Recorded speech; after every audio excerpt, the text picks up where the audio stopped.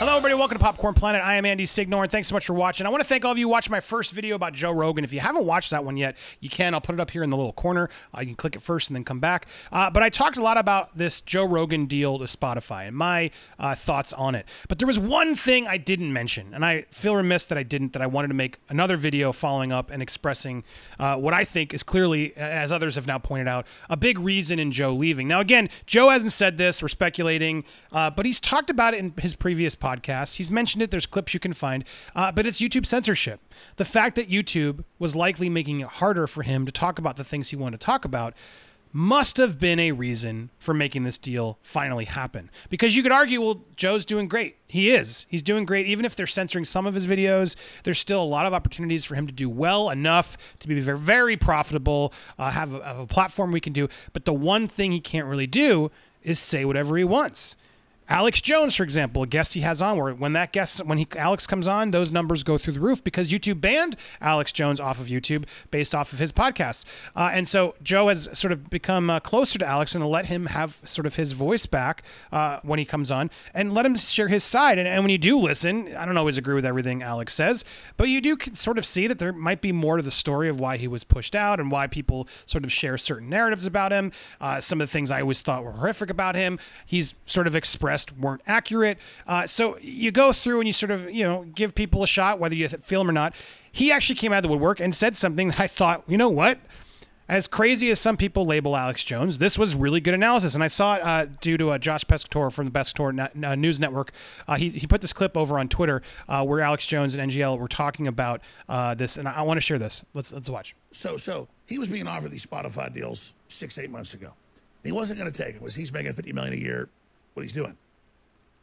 But when YouTube started censoring him, and then he starts getting on the phone with the YouTube execs, and they're telling him, like he's a dog, it's that spirit that's going to save us, where people just stop caring about, because if you don't stand up for what you believe in, you lose it all. It doesn't even matter. So, again, this is like the first domino. Joe's a great guy, smart guy. I knew he was this guy. I know he's smart. I know he's a patriot. I know he's alive. There's not many people I know out there that have as much dynamism as I do, and I'm not bragging when I say that. I mean, Joe Rogan's got more than I do, and I just begged him. I said so much privately. We had dinner, last year in California. I said, man, Joe, I know you kick my ass right now. You're just as smart as them or smarter. Attack them. Be the man. Go after them. He said, well, I'm trying to convince them. He was meeting with all the top people. They brought him into all of it. He said, I'm trying to convince them to bring you back. I know they lied about you. Alex, believe me, they're not that bad. I can convince them. He finally realized it's war, man. These people are needle dicks. There we go. I'm gonna stop it. You can find that clip over on Josh's Twitter over here. But because I'm curious to see if this video will get censored. But here's the reality of it all. Here's the reality of it all. Take that as you will. There's some articles now. I'm going to go to an article, and I don't know this article. And Tim Pool was talking about this too, and found this article. But the article says some fascinating things that I want to echo. But again, take this with a grain of salt because we don't know. Joe hasn't confirmed anything. But sort of, he makes this. Alex makes this idea that he wants to go to war with the big tech tyranny of Google, etc., and that he's going to put it all out there. The deal is, everyone's expecting, but Jones, who's appeared numerous times, has also announced that Rogan has specifically requested that his contract with Spotify, that the InfoWars host will be allowed to appear uncensored on the podcast and Spotify, and that Rogan wants him as the first guest in the show when it arrives on the 1st September, followed by Elon Musk, who is also currently speaking out against big tech censorship and cancel culture. Last time Jones appeared on the podcast, it was his most listened podcast of 2019 with over 17 million views on YouTube. So, that's a lot. that you can't knock the numbers. People tuned in, whether they like him or not, to watch, to listen, or to hate. Jones says Rogan told him he is sick of being treated poorly by Google, and the straw that broke the camel's back was that Rogan wanted to interview doctors and experts who had different opinions about the Bud Light to the officially sanctioned narrative, and was told by YouTube that they would not allow such content on their platform. Look, that right there is interesting. That right there is interesting, and I know Alex Jones and some people will say, well, no, he just spouts a lot of conspiracy theories. But I'll listen to people before I make my own conclusions.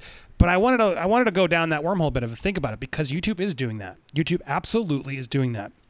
If you go against the World Health Organization's ideas, they will ban your video, shut you down, etc. I don't think that's right. I don't think that's right. It's a slippery slope we walk down if we start censoring doctors who are saying things. Now, look, it goes both ways. If doctors are out there spouting things that are actually false that could get people dying, that's not good.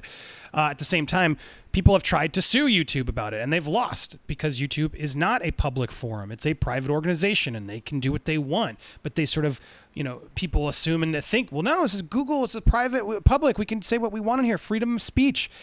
No, to this point, it hasn't. They haven't. Nobody's won that fight. But here, just to prove it, to find these examples, I found another one that's been trending today here on Twitter.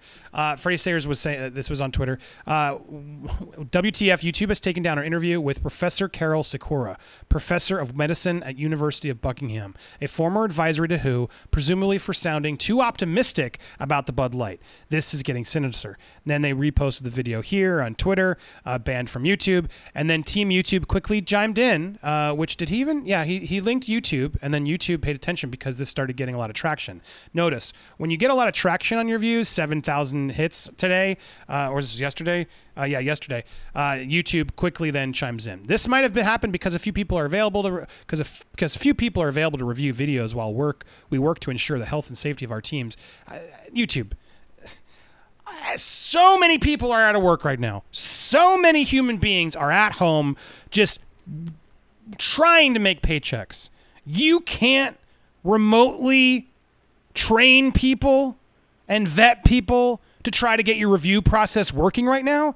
Nothing's stopping your videos and your revenue. You're making revenue. Why can't you figure out a way to remotely do? Why isn't that job a remote job anyway? How are you not able to sort of police and vet? And if someone incorrectly does it, then they're gone, and you have a strike system, and you figure out who's trustworthy to actually review. All right, who's following the rules? Great. Some contract that docks them if they don't follow the policies. How can you not have enough people to review these videos when literally millions of people are unemployed right now looking for work? It makes no sense, this argument. I can't stand it. But anyway, that's the thing they always say. But you can appeal it in the process. The responses are delayed. Thanks for understanding. We have appealed. The appeal was rejected within minutes. Appeals are very carefully reviewed. If you believe a mistake has been made during the appeal, we mind sharing more context so we can we can help look into it. He did. Thanks for the info. We've passed along. Look at the hours and hours and hours of this already being pulled. If he didn't make a stink about this, what would happen? Nothing. Hey, Freddie, we're so sorry that this happened. The team confirmed that this was an error on our side, and your video has been reinstated. Please let us know if you have any questions. Guys, this is scary. Whatever you think of Alex Jones, Joe Rogan, all these people, the reality is YouTube is controlling the narrative. Now, one could argue, well, they're allowed. That's their business. But it's such a big business that it's scary when they can shut down a doctor who's saying, well, I'm optimistic about things. Why? Why would that even be close? And then as it's instigated and reviewed by humans, YouTube still follows its policy to remove it. That's, to me, too much control. That, to me, is really dangerous and scary, and thank God they at least changed it. But why did they change it? Because they were pressured to change it by 8,000 people who were on Twitter being like, this is not a good look, YouTube. And so that's sadly when they change it. So imagine being Joe Rogan. Imagine if you do want to interview some of these doctors who are like actually challenging this idea, which, you know what? I want to hear it. I want to hear both sides. There's a lot of misinformation happening on both sides here, and it's up to us to download our information, process it, vet it, and do it on us. It's on you as a person, as a viewer. It is your choice to watch what you want, to believe what you want, and hopefully do the research about what you hear and not just jump to conclusions. That's the scary part, but we can't control people. It is what it is. You can't stop information. And if they're starting to control the information, imagine Joe Rogan sitting there trying to do a show and wanting to pull in these doctors, and he's being told they'll be pulled from YouTube. That would make me infuriated. So that absolutely must be a truth. And I'm very curious to see if Alex is the first guest, and if that proved true, and then he's a man of his word, then good on him. We shall see if that actually happens. But imagine that. Imagine now a platform, and if Spotify has the guts to let him do what he wants and to let him speak the way he wants to speak. I feel like Joe has earned it. I don't feel like he's a conspiracy hat, tinfoil crazy person out there trying to wreck people's lives. He is a place to let people speak, intelligent people speak, have serious conversations, push those boundaries, and have us be challenged as people. He's earned that, and that's why I think people are so into Joe Rogan, because he will go there. He goes there where other people don't, and that's why it's so exciting. Where he'll have Alex Jones on and try to actually let Alex Jones clarify and make it so maybe he's not as bad of a monster as you thought he was. Some of the things he said and how he was taken out unfairly. Look, we can disagree with each other politically, but people should have the right to share their views. And YouTube is notoriously known for blocking and removing more conservative-based content. It's just a fact. And so people are suing and losing, but still the reality is YouTube's allowed to do it, but is it right for them to do that? And is that going to help in this base out of politics when we're censoring one side and the other side's doing it?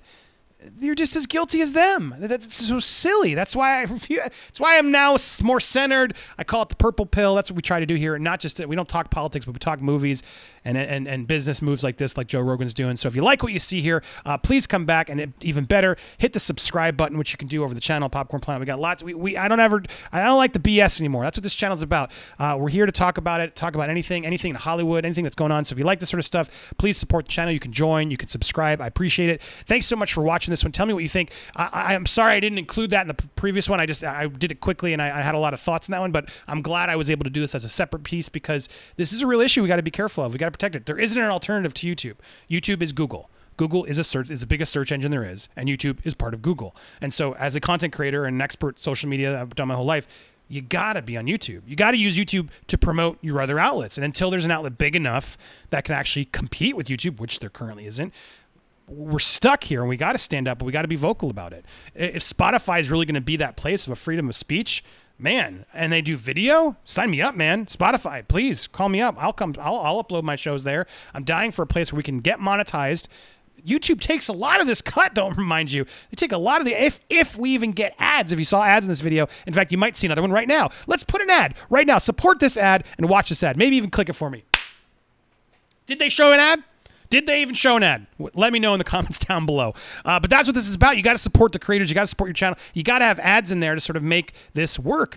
And if you don't, then what are we doing? And YouTube then, even when they give us the ads, takes almost 40% of the revenue for it. It's maddening. So look, it is what it is. We're here. We got to speak up. That's what I want to do. I applaud Joe for making this move. He's someone who can make a difference. He's got a very big following of not all civil, but mostly civil, smart people who respect him and listen. And I applaud him for going out there. And if he ends up going to Spotify to start blowing the whistle on YouTube more loudly, and while he still has remember, he's going to still have his Joe Rogan Clips channel up, where he can sort of pull those up and not be worried about that monetization so much, because he just made bank through Spotify. To have that powerfulness to be able to then throw a clip on his Clips channel on YouTube, watch it get demonetized, and then have a large platform where he can talk smack about it. Man, that's going to be some really good TV. So I am excited. Stay tuned. Subscribe here. I'll be following along. I'll be watching this one closely because I'm excited to see where it goes. What do you guys think? Tell me down in the comments below, or follow me up on social media. I'll be back with more content soon. Enjoy your weekend, everybody. Bye.